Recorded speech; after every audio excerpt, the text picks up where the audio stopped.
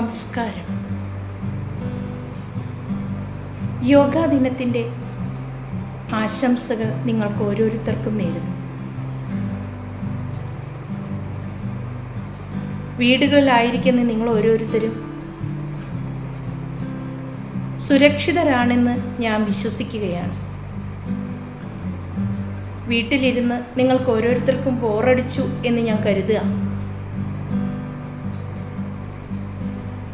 ഈ യോഗാ ദിനത്തിൻ്റെ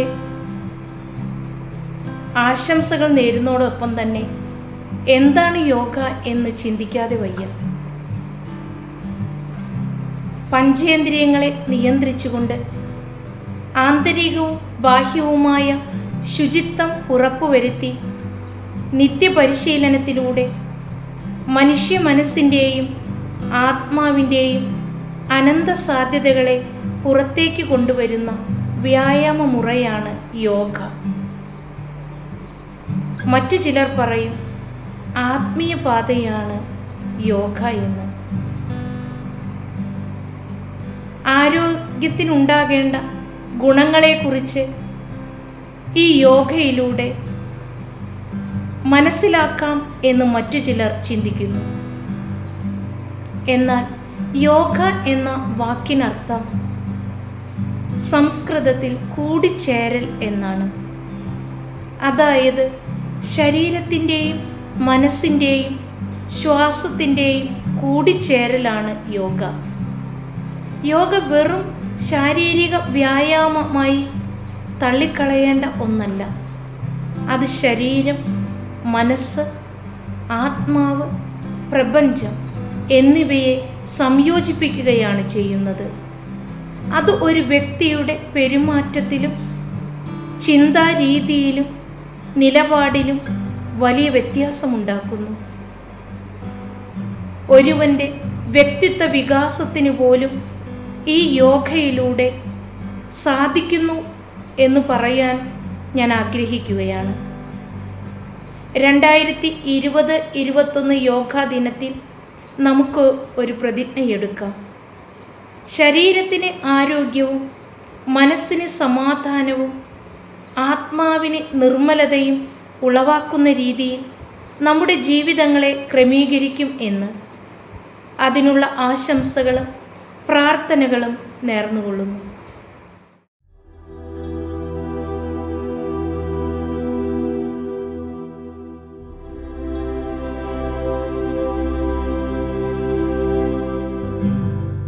Good morning, everybody. Today, June 21st, we are celebrating International Yoga Day. Yoga is a divine art. It's a science of healthy living.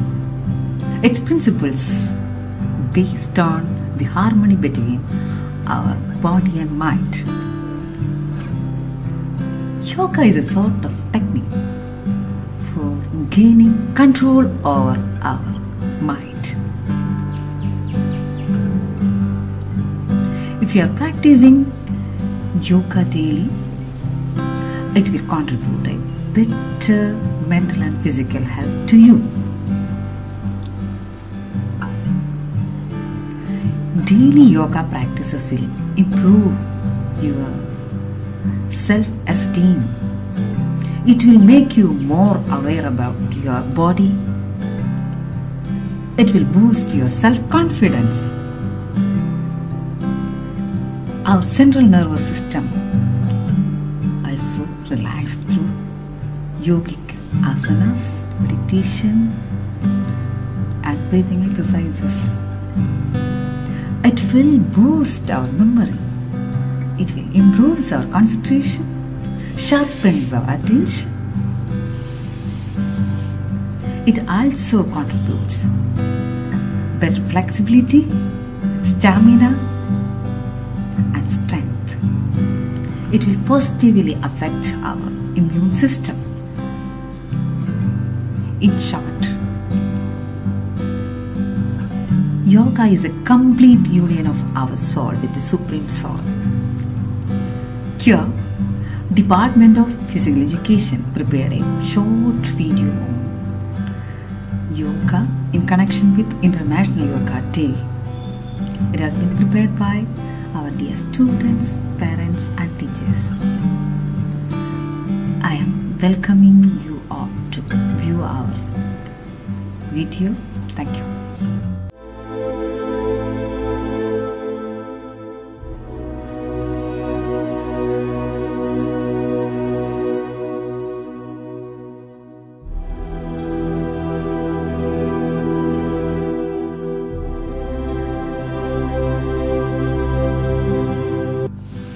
Good morning friends. I convey my best wishes on the International Day for Yoga to yoga lovers all over the world. From 2015 onwards, the world is celebrating June 21st as International Yoga Day. This is because to mark the importance of yoga and how beneficial it is for maintaining good health. Yoga is a physical, spiritual and mental practice that had originated in the ancient times of India. So it is an invaluable gift of India's ancient tradition. It embodies unity of mind and body, thought and action, restraint and fulfillment, harmony between man and nature, a holistic approach to health and well-being. It is not about exercise but to discover the sense of oneness with yourself, the world and the nature. The social distancing measures adopted by several countries to fight against COVID-19 disease have shut down the yoga practice in public places and it turns to home practices now. But now we came to know that yoga is a powerful tool to deal with the stress of uncertainty and isolation as well as to maintain physical and mental well-being during this pandemic. We all know that this virus pandemic is a great uncertainty that we as a generation have faced. When life around us goes into a crisis, it is most important that we as a human being function at our best. Our physical self, our intellect, our emotional balance, everything should be at its best. Our inner wisdom must function now, because now there is a crisis outside. So you cannot afford to create a crisis within you. Most human beings go into this mode whenever there is an external crisis in their life, whether in the personal sphere or in the society or in the nation or in the world. Right now, lot of studies are saying that during this moment of pandemic and the post-pandemic situation, one of the biggest challenges will be psychological crisis that human beings will face. So there is no better solution than yoga for solve this. The word yoga derives from Sanskrit and means to join or to unite, symbolizing the union of body and consciousness. The World Health Organization states that yoga is the best solution for helping people to reduce physical inactivity, which is among the top 10 leading causes of death worldwide and a key risk factor for non-communicable diseases. But yoga is more than a physical activity. In words of one of its most famous practitioners, the late V.K.S. Iyengar, yoga cultivates the ways of maintaining a balanced attitude in day-to-day life and endows skill in the performance of one's action. From Dehradun to Dublin, Shanghai to Chicago, Jakarta to Johannesburg, Himalayan highland to Sahara deserts, yoga is enriching millions of lives all over the world. While many powers in the world divides us, but yoga unites us. So, as far as I'm concerned, yoga is a tool for self-transformation and it's beyond your religion, it's beyond your philosophies, it's beyond your ideologies, it is a technology for self-transformation. On this International Yoga Day, I wish every one of you should have these tools of self-transformation to transform yourself and to become joyful, wonderful and impactful human beings. Thank you.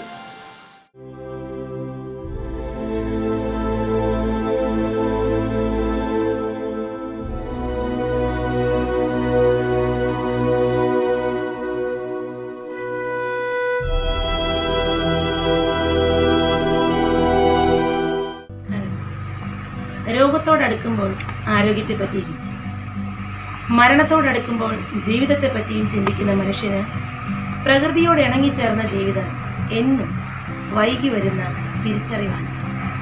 ഈ ലോക ജീവിതത്തിൽ ആരോഗ്യമുള്ള മനസ്സും ആരോഗ്യമുള്ള ശരീരവും കൈമുതലായുള്ളവൻ എത്രയോ ഭാഗ്യവാൻ എന്ന് ചിന്തിക്കുന്നത് എത്രയോ അർത്ഥവത്താണ്.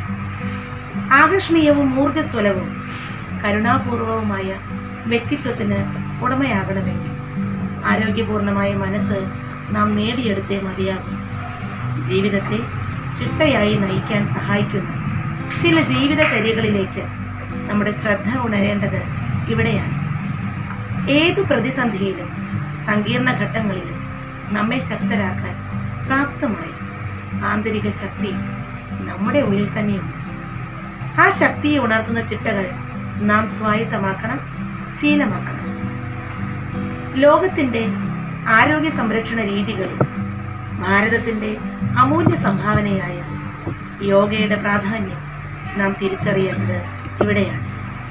യോഗാസനങ്ങൾ, പ്രാണായാമം, ധ്യാനം തുടങ്ങിയ 8 ഘടകങ്ങളാണ് യോഗ എന്ന ആരോഗ്യ പരിരക്ഷണ രീതിയെ പൂർണ്ണമാക്കുന്നത്. വിവിധ പ്രതിസന്ധികളിലും ജീവിത പ്രശ്നങ്ങളിലും അകപ്പെട്ട് ജീവിതം ദുഷ്കരമാകുന്ന ആധുനിക കാലത്തിൽ ഏത് തലമുറയിൽപ്പെട്ട വ്യക്തികളിലും ഉത്കണ്ഠയും ആധിയും അതുമൂലമുള്ള രോഗാവസ്ഥകളും അനുദിനം ഏറെ വരികയാണ്. കുടുംബജീവിതത്തിൽ ഏൽക്കുന്ന ആഘാതങ്ങൾ ഗൗരവവും വ്യാപ്തിയും ചിന്തിക്കാവുന്നതിലും അപ്പുറമായി മാറിയിരിക്കുന്നു. സാമ്പത്തിക മേഖലയിലും തൊഴിൽ മേഖലയിലും പ്രകടമാകുന്ന പ്രതിസന്ധികളുടെ ആഘാതവും ശക്തമാണ്. യോഗാസനങ്ങളുടെയും പ്രാണായാമങ്ങളുടെയും ചിട്ടയായ അഭ്യസനവും ധ്യാന പരിശീലനവും വഴി മനസ്സിനെ ശാന്തമാക്കുന്ന വ്യക്തി ഇവിടെ വിജയിക്കും. കൃത്യമായ യോഗാഭ്യസനത്തിലൂടെ മാനസികാരോഗ്യം വീണ്ടെടുത്ത് ജീവിതത്തെ ക്രമപ്പെടുത്താൻ നമുക്ക് സാധിച്ചാൽ ജീവിതം പിന്നെ ഒരു വെല്ലുവിളിയാകില്ല. ശാന്തമായി ഒഴുകുന്ന പുഴ പോലെ, സൗരഭ്യം പകരുന്ന ഒരു പുഷ്പം പോലെ, സൗരഭ്യമാർന്ന് വീശുന്ന ഇളം കാറ്റുപോലെ അത് സുന്ദരമാകും.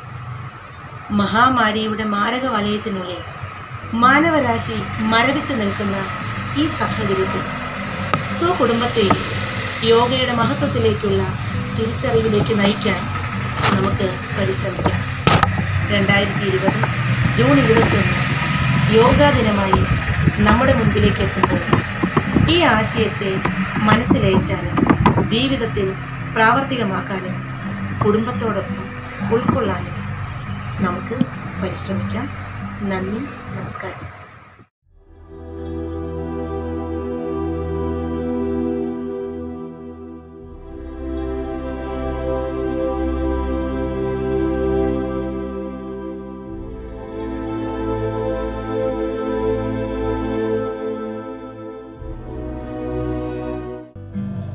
നമസ്കാരം.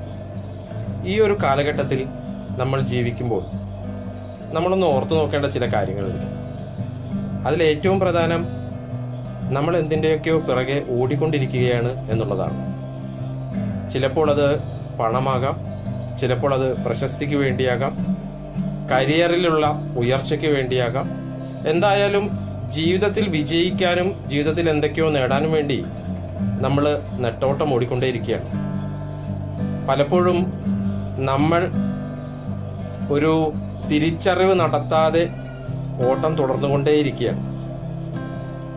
രാവിലെ മുതൽ രാത്രി വരെ നമ്മൾ നിരന്തരമായി നമ്മളെ ആരെങ്കിലുമൊക്കെ ആക്കാനും നമ്മൾ എന്തെങ്കിലുമൊക്കെ നേടിയെടുക്കാനും വേണ്ടി എല്ലാം മറന്ന് ഓടിക്കൊണ്ടിരിക്കുമ്പോൾ നമ്മൾ വളരെയധികം ശ്രദ്ധയോടെ, വളരെയധികം അവധാനതയോടുകൂടി നോക്കിക്കാണേണ്ട ഒരു കാര്യമുണ്ട്. അതെന്താണെന്ന് ഒന്ന് ഓർത്തു നോക്കാമോ? എന്താണത്? നമ്മൾ കൃത്യമായി ഉറങ്ങാറുണ്ടോ എന്നുള്ളതാണ് അതിൻ്റെ ഒരു മറു ചോദ്യം. അതിനെക്കുറിച്ച് നമ്മൾ ചിന്തിക്കാറുണ്ടോ എന്നുള്ളതാണ് മറു ചോദ്യം. നമ്മൾ പലപ്പോഴും ഉറങ്ങാറുണ്ട്, പക്ഷേ കൃത്യമായി സുഖത്തോടെ സമാധാനത്തോടെ കിടന്നുറങ്ങുന്നുണ്ടോ എന്നുള്ളത് വലിയ പ്രശ്നമാണ്. ഇല്ല എന്നായിരിക്കും പലർക്കും മറുപടി എന്നാണ് എനിക്ക് തോന്നുന്നത്. പലപ്പോഴും ഉറക്കത്തിൽ നമ്മൾ പല പല കാര്യങ്ങളെക്കുറിച്ച് ചിന്തിക്കുന്നുണ്ട്, പല പല കാര്യങ്ങൾ നമ്മൾ അലോസരപ്പെടുത്തുന്നുണ്ട്. രാവിലെ എഴുന്നേൽക്കുമ്പോൾ നമുക്ക് കൃത്യമായി ക്ഷീണം മാറാത്ത അവസ്ഥയുണ്ട്. ഇതൊക്കെ നിങ്ങൾ ആലോചിച്ച് നോക്കൂ, ശരിയല്ലേ?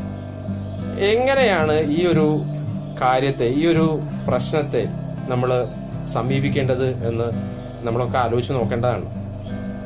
നമ്മുടെ ജീവിതത്തിൽ കൃത്യമായി നമുക്ക് ഉറക്കം കിട്ടുന്നില്ലെങ്കിൽ നമ്മുടെ ആരോഗ്യം ആകെ പ്രശ്നത്തിലാണ് എന്ന് തന്നെയാണ് അർത്ഥം.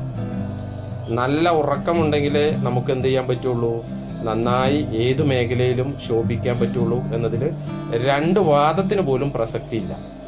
അപ്പം നമ്മൾ ആലോചിക്കുക, ഉറക്കം എന്ന് പറയുന്നത് പലപ്പോഴും നമ്മുടെ മനസ്സിൻ്റെ സ്വാസ്ഥ്യമായിട്ട്, സ്വസ്ഥതയായിട്ടൊക്കെ ബന്ധപ്പെട്ടതാണ്. നല്ല ഉറക്കം കിട്ടാൻ വേണ്ടി നമ്മൾ എന്താണ് ചെയ്യുക? അതിനുള്ള ഒരു നല്ല മറുപടി അല്ലെങ്കിൽ നല്ലൊരു പ്രശ്നപരിഹാരം എന്ന രീതിയിൽ നമുക്ക് മുന്നോട്ട് വെക്കാൻ പറ്റാവുന്ന ഒരു ഒറ്റമൂലിയായിട്ടാണ് ഞാൻ യോഗയെ കാണുന്നത്. യോഗ വെറുമൊരു ശാരീരിക അഭ്യാസ പ്രകടനമാണ് എന്ന് ധരിക്കാൻ വരട്ടെ. അതിന് കൃത്യമായി നമ്മുടെ മനസ്സുമായി ബന്ധമുണ്ട് എന്നാണ് ഞാൻ മനസ്സിലാക്കിയിട്ടുള്ളത്. നമ്മൾ തീർച്ചയായും ഏകാഗ്രമായി ഏത് കാര്യത്തിലും ഏർപ്പെടുമ്പോഴാണ് അത് പൂർണ്ണതയിലെത്തുന്നത്. ഉറക്കവും അങ്ങനെ തന്നെ. നമ്മുടെ മനസ്സിനെ ഏകാഗ്രമാക്കി നിലനിർത്തുമ്പോൾ മാത്രമേ ഉറക്കം എന്ന ഒരു പ്രോസസ്സിൽ നമ്മൾ കൃത്യമായി ഏകാഗ്രതയോടുകൂടി പങ്കെടുക്കുമ്പോൾ മാത്രമേ നമുക്ക് എന്തുണ്ടാവുകയുള്ളൂ, നല്ല ഉറക്കം കിട്ടുകയുള്ളൂ. അതിന് യോഗ നമ്മളെ സഹായിക്കും എന്നുള്ളത് തീർച്ചയാണ്.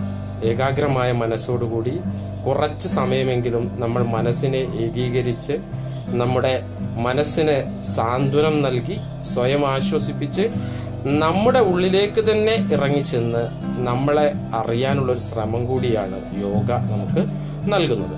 അതുകൊണ്ട് യോഗ കൃത്യമായി ചെയ്യുകയും നമ്മുടെ മനസ്സിനെ ഏകാഗ്രമാക്കുകയും ഉറങ്ങുന്ന സമയത്ത് നമുക്ക് വളരെ സമചിത്തതയോടുകൂടി ഉറങ്ങുവാൻ പറ്റുകയും ചെയ്യുക എന്നതിൽ കവിഞ്ഞ് വലിയ സൗഭാഗ്യമുണ്ട്. സൗഭാഗ്യം അതാണ് ഏറ്റവും വലിയ സൗഭാഗ്യം എന്നാണ് ഞാൻ വിചാരിക്കുന്നത്.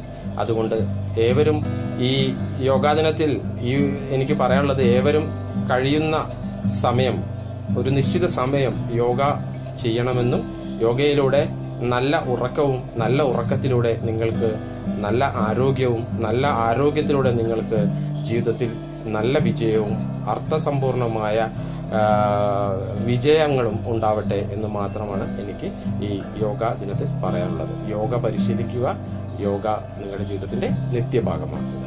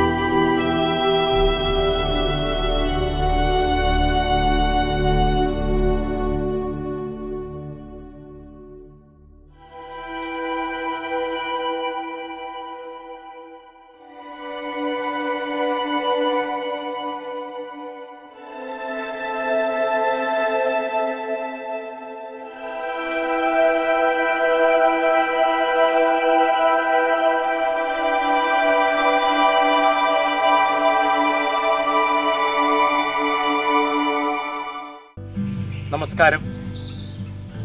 യോഗയെക്കുറിച്ച്, ധ്യാനത്തെക്കുറിച്ച്, ശ്രദ്ധയെക്കുറിച്ച് ആണ് ഇന്ന് സംസാരിക്കുന്നത്.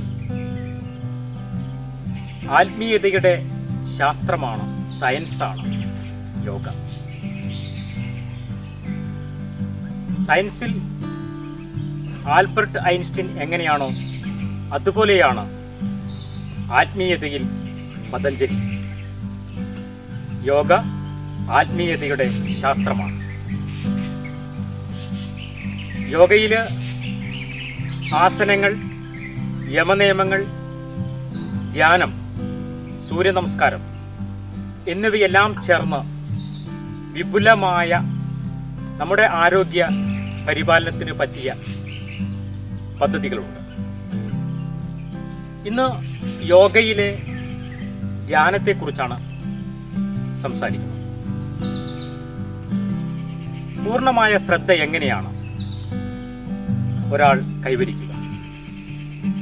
അതിന് ബുദ്ധൻ പറഞ്ഞ, പതഞ്ജലി പറഞ്ഞ ഋഷിമാർ കണ്ടെത്തിയ മാർഗങ്ങളുണ്ട്. ആ മാർഗങ്ങൾ പരിചയപ്പെടുത്തുകയാണ്. നോക്കൂ, ചമ്രം പടിഞ്ഞിരുന്നു അല്ലെങ്കിൽ വജ്രാസനത്തിലിരുന്നു ഒരു ദീർഘശ്വാസം ഉള്ളോട്ടെടുത്തുകൊണ്ട് ഇങ്ങനെ പറയുക, ഞാൻ ഒരു ദീർഘശ്വാസം എടുക്കുന്നു. ആ ദീർഘശ്വാസത്തിന്റെ പിന്നാലെ ശ്രദ്ധയോടുകൂടി നമ്മുടെ ആന്തരികതയിലേക്ക് പോകും. അതിനുശേഷം പറയുക, ഞാൻ ഒരു ദീർഘനിശ്വാസം എടുക്കുന്നു. ആ ദീർഘനിശ്വാസത്തിന്റെ കൂടെ വീണ്ടും ബാഹ്യതലത്തിലേക്ക് വരിക. ഇത് 5 പ്രാവശ്യം നമുക്ക് ആവർത്തിച്ച് ചെയ്യാവുന്നതാണ്. വീണ്ടും അതിൻ്റെ 2ാമത്തെ പടിയിലേക്ക് കടക്കുന്നു. ഞാൻ ഒരു ദീർഘനിശ്വാസം എടുക്കുമ്പോൾ എൻ്റെ ശരീരമാകെ അറിയുന്നു എന്ന് പറയുക. ഞാൻ ഒരു ദീർഘശ്വാസം എടുക്കുമ്പോൾ എൻ്റെ ശരീരമാകെ അറിയുന്നു എന്ന് പറയുക. അതിനുശേഷം ഒരു ദീർഘശ്വാസം എടുക്കുക. ആ ശ്വാസത്തിൻ്റെ കൂടെ ആന്തരികതയിലേക്ക് പോകുക. വീണ്ടും പറയുക, ഞാൻ ഒരു ദീർഘനിശ്വാസം വിടുമ്പോൾ എൻ്റെ ശരീരമാകെ അറിയുന്നു. ആ ദീർഘനിശ്വാസത്തിൻ്റെ കൂടെ വീണ്ടും ബാഹ്യതലത്തിലേക്ക് വരും. 3ാമത്തെ പടി, ഞാൻ ഒരു ദീർഘശ്വാസം എടുക്കുമ്പോൾ എൻ്റെ ഉള്ളിലാകെ സന്തോഷം വന്നു നിറയുന്നു എന്ന് പറയുക. ആ ദീർഘശ്വാസത്തിൻ്റെ കൂടെ ആന്തരികതയിലേക്ക് പോകുക. ഉള്ളിൽ സന്തോഷം വന്നു നിറയുന്നത് അനുഭവിക്കുക. വീണ്ടും പറയുന്നു, ഞാനൊരു ദീർഘനിശ്വാസം വിടുമ്പോൾ എൻ്റെ ശരീരമാകെ സന്തോഷം വന്നു നിറയുന്നു. ആ നിശ്വാസത്തിൻ്റെ കൂടെ വീണ്ടും ബാഹ്യതലത്തിലേക്ക് ശ്രദ്ധയെ കൊണ്ടുവരും. 4ാമത്തെ ചുവട്, ഞാനൊരു ദീർഘശ്വാസം എടുക്കുമ്പോൾ എൻ്റെ ശരീരമാകെ അറിയുകയും എന്നിൽ സന്തോഷം വന്ന് നിറയുകയും ചെയ്യുന്നു എന്ന് പറയുക. ദീർഘശ്വാസം എടുക്കുക, ശരീരമാകെ സന്തോഷം വന്ന് നിറയുന്നത് അനുഭവിക്കുക. വീണ്ടും നിശ്വാസത്തിൻ്റെ കൂടെ ആ ശ്രദ്ധയെ പുറത്തേക്ക് കൊണ്ടുവരിക. ഇങ്ങനെ തുടർച്ചയായി ചെയ്യുമ്പോൾ ആന്തരികമായി സന്തോഷം വന്നു നിറയുന്നതും പ്രകൃതിയോടും ചുറ്റുപാടുകളോടും കൃതജ്ഞത ഉണ്ടാകുന്നതും ആനന്ദം വന്നു നിറയുന്നതും നമുക്ക് അനുഭവിക്കാനാവും. ഇതാണ് ധ്യാനത്തിൻ്റെ ശ്രദ്ധയിലേക്കുള്ള, പൂർണ്ണമായ ശ്രദ്ധയിലേക്കുള്ള ആദ്യത്തെ ചുവട്. ഈ പ്രകൃതിയിൽ എല്ലാ ജീവജാലങ്ങളും ഭയത്തെ നേരിടുന്നുണ്ട്. എല്ലാ ജീവജാലങ്ങളും ഒരുപോലെ നേരിടുന്ന ഭയം മരണഭയമാണ്. ഭൂമിയിൽ എല്ലാ ജീവജാലങ്ങൾക്കും മരണഭയമുണ്ട്. എന്നാൽ മനുഷ്യനാവട്ടെ വേറെ ചില ഭയങ്ങൾ കൂടി മനുഷ്യനെ പിന്തുടരുന്നുണ്ട്. മറ്റ് ജീവജാലങ്ങൾക്കൊന്നും അത്തരം ഭയങ്ങളില്ല. എന്നാൽ മനുഷ്യൻ വാർദ്ധക്യത്തെ ഭയപ്പെടുന്നു, രോഗത്തെ ഭയപ്പെടുന്നു, മരണത്തെ ഭയപ്പെടുന്നു. തൻ്റെ ബന്ധുക്കളും തൻ്റെ ഇഷ്ടജനങ്ങളും ഇഷ്ടവസ്തുക്കളും നഷ്ടപ്പെടുമോ എന്നുള്ള ഭയം മനുഷ്യനെ പിന്തുടരുന്നു. അതുപോലെ തന്നെ തൻ്റെ പ്രവൃത്തികൾ, തൻ്റെ കർമ്മം, അത് എന്ത് തരത്തിൽ ഫലമുണ്ടാക്കും എന്നതിനെക്കുറിച്ചും മനുഷ്യൻ ഭയപ്പെടുന്നു. ഈ ഭയത്തെ എങ്ങനെ ദൂരീകരിക്കാം? എങ്ങനെ ഈ ഭയത്തെ മുറിച്ചു കടക്കാം? ബുദ്ധനും പതഞ്ജലിയും എല്ലാം തന്നെ അതിനുള്ള വഴികൾ നമുക്ക് കാണിച്ചു തന്നിട്ടുണ്ട്. ആ വഴികൾ യോഗയിലൂടെ, ധ്യാനത്തിലൂടെ നമുക്ക് അതിനെ മറികടക്കാൻ കഴിയുന്നു. 5 പടവുകളിലൂടെ ഈ ഭയത്തെ നമുക്ക് മാറ്റിയെടുക്കാൻ കഴിയും. നിരന്തരം സന്തോഷത്തോടുകൂടി ഈ പ്രക്രിയ നമുക്ക് ചെയ്യാവുന്നതാണ്. നേരത്തെ സൂചിപ്പിച്ചതുപോലെ വജ്രാസനത്തിലിരിക്കുകയോ ചമ്രം പടിഞ്ഞിരിക്കുകയോ ഒരു ബസ്സിലോ കാറിലോ ഒക്കെ യാത്ര ചെയ്യുമ്പോഴോ കുട്ടികളൊത്ത് കളിക്കുമ്പോഴോ ഭാര്യയുമൊത്ത് നടക്കുമ്പോഴോ ഒക്കെ നമുക്ക് ഈ പ്രക്രിയ ചെയ്യാം. അവിടെയും ശ്വസനമുണ്ട്, ധ്യാനത്തിൽ ശ്വസനമുണ്ട്.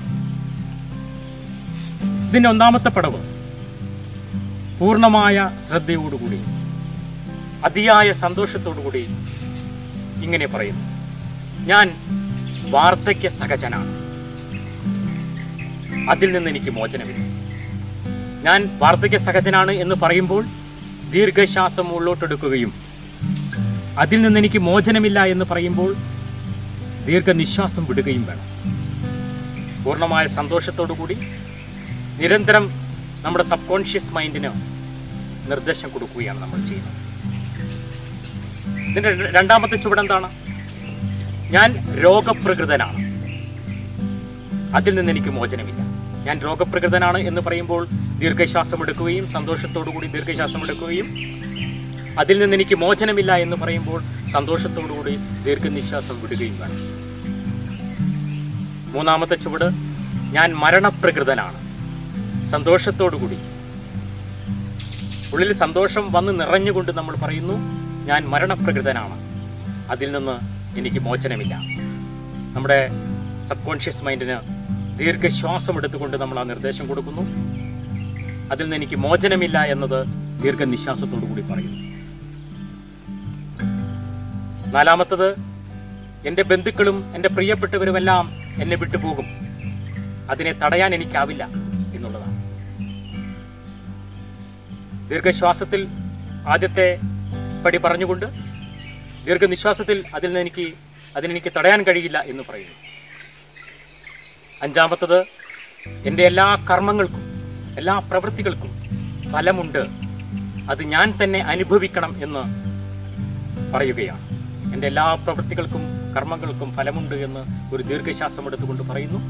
ആ ശ്വാസത്തെ പിന്തുടരുന്നു ശ്രദ്ധയോടുകൂടി സന്തോഷത്തോടുകൂടി.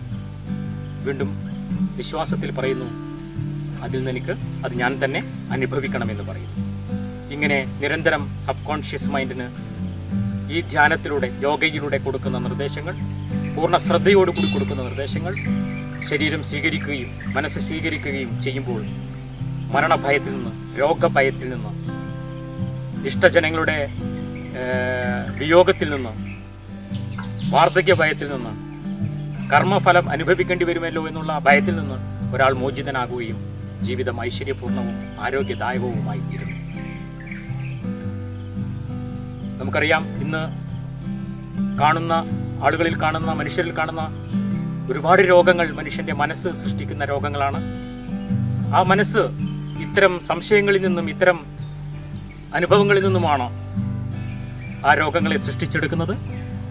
നിരന്തരമായി നമ്മുടെ സബ് കോൺഷ്യസ് മൈൻഡിന്, ഉപബോധ മനസ്സിന് നിർദ്ദേശങ്ങൾ കൊടുക്കുക വഴി നമുക്ക് അതിൽ നിന്ന് മോചനം നേടാൻ കഴിയും.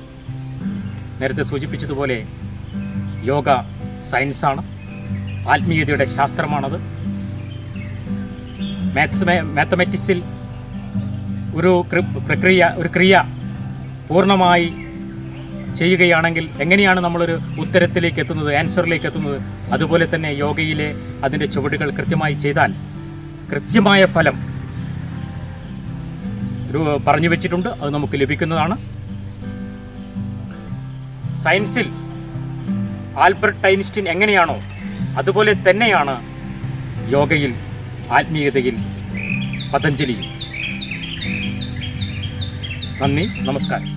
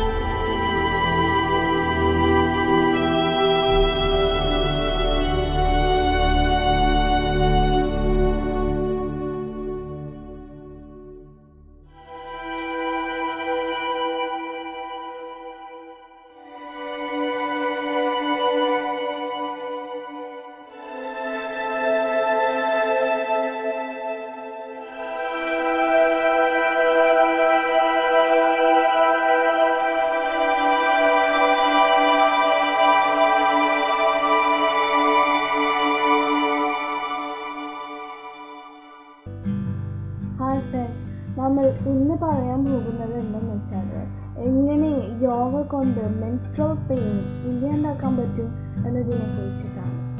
തീർച്ചയായും നമ്മുടെ യോഗാസനാസ് നമ്മൾ ചെയ്യുന്നത് കൊണ്ട് നമുക്ക് ഒരുപാട് നമ്മുടെ ശരീരത്തിലെ പെയിൻസ്, എസ്പെഷ്യലി ഈ ഒരു ടൈമിലുള്ള ഒരു പെയിനിനെ ഇല്ലാണ്ടാക്കാൻ നമുക്ക് സാധിക്കുന്നതാണ്. ഈ ഒരു ടൈമിൽ നമ്മൾ യോഗകൾ ചെയ്യുന്നത് നല്ലതല്ല. സ്ട്രെങ്ത്ഫുള്ളായിട്ടുള്ള യോഗ ചെയ്യാണ്ടിരിക്കുന്നതായിരിക്കും ബെറ്റർ. സോ അത് അല്ലാത്ത സമയത്ത് നമ്മൾ യോഗ ചെയ്യുന്നത് കൂടുതലും ഈ ഒരു ടൈമിന് വേണ്ടിയിട്ട് നമുക്ക് യൂസ്ഫുൾ ആയിരിക്കും. സോ ബുദ്ധകോണാസന, സുപ്ത ബുദ്ധകോണാസന, ബലാസന, ഉപവിഷ്ട കോണാസന, ഭരദ്വാജ, വിപരീത കോണാസന, ഈ 6 യോഗാസനങ്ങളും നമ്മൾ ചെയ്യുകയാണെങ്കിൽ ഒരു പരിധിവരെ ഈ ഒരു പെയിൻ ഇല്ലാണ്ടാക്കാൻ നമുക്ക് സാധിക്കുന്നതാണ്. സോ ഒരുപാട് പേരിൽ കണ്ടുവരുന്ന pains, stomach pains, headache, muscle pains, vomiting, ഇത്തരം പ്രോബ്ലംസിനൊക്കെ സോൾവ് ചെയ്യാൻ വേണ്ടിയിട്ട് ഈ ഒരു ആസനാസ് ഈ ഒരു ടൈമിലല്ലാണ്ട് ചെയ്യുമ്പോൾ നമുക്കത് വളരെ ഉപകാരപ്രദമാകും. സോ എല്ലാവരും ഇങ്ങനെ ഇത് ചെയ്യാൻ ശ്രമിക്കണം.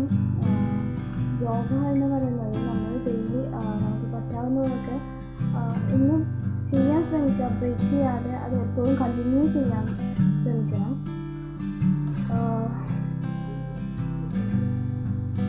മെൻസ്ട്രൽ ടൈമിൽ നമുക്ക് ഇതുപോലെ ഒരു പെയിൻ വരാനുള്ള ഒരു കാരണം എന്തെന്ന് വെച്ചാൽ നമ്മുടെ ശരീരത്തിലുള്ള ഒരുപാട് ഫാറ്റ് കാരണമായിരിക്കും. നമ്മൾ ഈ യോഗ ചെയ്യുന്നതിലൂടെ നമുക്ക് ഒരുപാട് ഫാറ്റുകളെ കുറയ്ക്കാൻ പറ്റും, ബോഡി ഫ്ലെക്സിബിൾ ആക്കാൻ പറ്റും. അപ്പോൾ തന്നെ ഒരുപാട് പെയിൻസ് നമുക്ക് റിലീവാവും, ഫ്ലെക്സിബിൾ ആവും. സോ നമുക്ക് കൂടുതലും എളുപ്പമാവും. ഒരുപാട് പെയിൻസിന് ഇല്ലാണ്ടായിട്ട് നമുക്ക് പോസിറ്റീവായിട്ട് തിങ്ക് ചെയ്ത് ഹാപ്പി ആയിട്ട് ലൈഫ് മുന്നോട്ട് പോകാൻ പറ്റും. Okay, thank you friends. നമ്മളെല്ലാവരും യോഗ നമ്മുടെ ലൈഫിലെ ഒരു ഭാഗമാക്കാൻ ശ്രമിക്കുകയാണ്. ഒരു പരിധിവരെ നമ്മുടെ ലൈഫിൽ എന്താ പറയുക, രോഗങ്ങളെയും നമ്മൾ മാനസികമായും ശാരീരികമായും നമ്മൾ പോസിറ്റീവായിട്ട് തിങ്ക് ചെയ്തിരിക്കാൻ വേണ്ടിയിട്ട് യോഗ നമുക്ക് വളരെ ഹെൽപ്ഫുള്ളാണ്. So let's be try to make positive. So thank you. Have a nice day.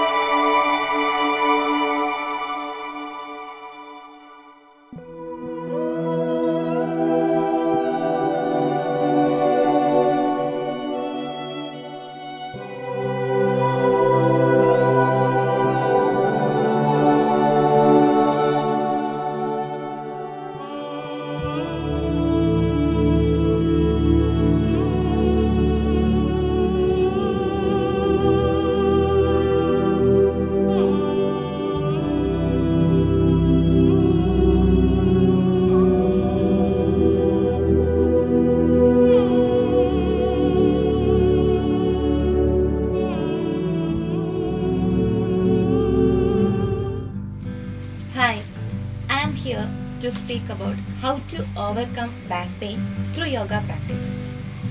According to Sasha Krilisan, yoga is great for working on flexibility and core stability, correcting postures and breathing, and all of these are necessary for a healthy back. Yoga is a mind-body therapy that often recommended to treat not only back pain but the stresses that accompanies it.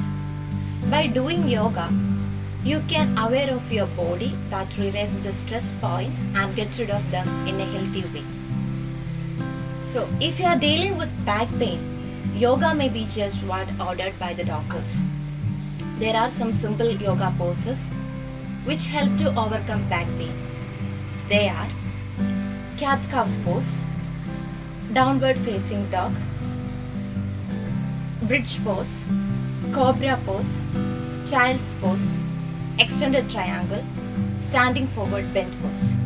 These simple asanas helps to strengthen your neck, spine and shoulders. On this International Yoga Day, wishing you a healthy life.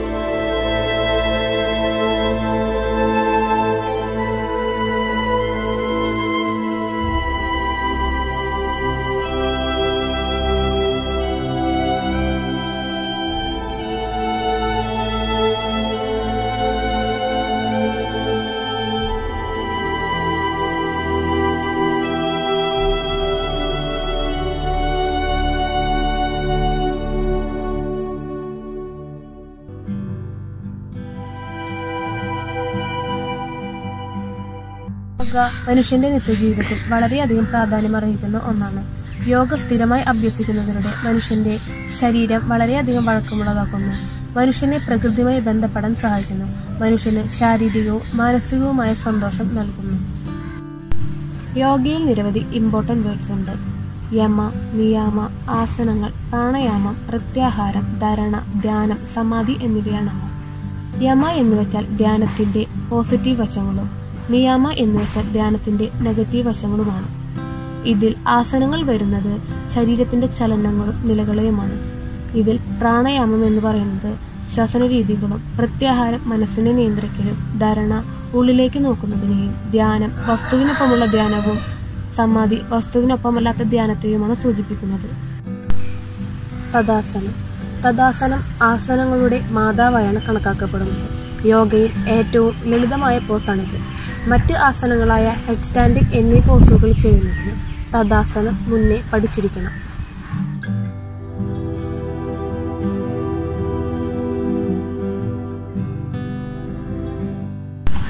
വൃക്ഷാസനം അഥവാ tree pose. ഇതൊരു balancing ആസനമാണ്.